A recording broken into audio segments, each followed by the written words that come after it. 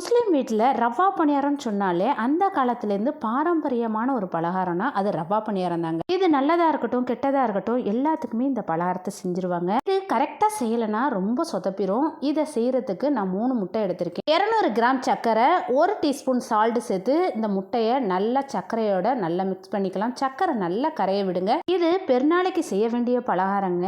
இது செய்ய முடியல, கொஞ்சம் லேட்டாக பண்ணினேன். சர்க்கரை நல்லா கரைஞ்சதுக்கு அப்புறம் 1/2 கிலோ ரவை எடுத்திருக்கேன். இதில் 1/4 டீஸ்பூன் ஏலக்காய் தூள் வாசத்துக்காக சேர்த்து நல்லா மிக்ஸ் பண்ணுறேன்.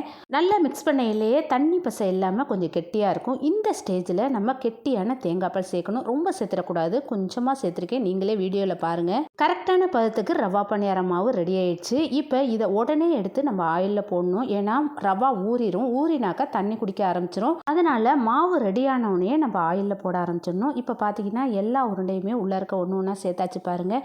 இந்த ரவா பணியாரத்தை பொறுத்த வரைக்கும் சீக்கிரமாகவே வெந்துடும், ரொம்ப லேட் ஆகாது. டக்குன்னு ஆயில் சூடாக இருந்துச்சுன்னா டக்குன்னு போட்டு எடுத்துடலாம். ரொம்ப சீக்கிரம் வேலையும் முடிஞ்சிடும். 1/2 கிலோ ரவாவுக்கு 200 கிராம் சர்க்கரை, இதுதான் கரெக்டான அளவு. இந்த சர்க்கரை போதுமானதாக இருக்கும், கரெக்டான அளவு தான். இதே மாதிரி நீங்களும் ட்ரை பண்ணுங்கள். எனக்கு ரொம்ப ரொம்ப சூப்பராக வந்துச்சு. எங்கள் வீட்டில் எல்லாருக்குமே ரொம்ப பிடிச்சிருந்துச்சு. ட்ரை பண்ணி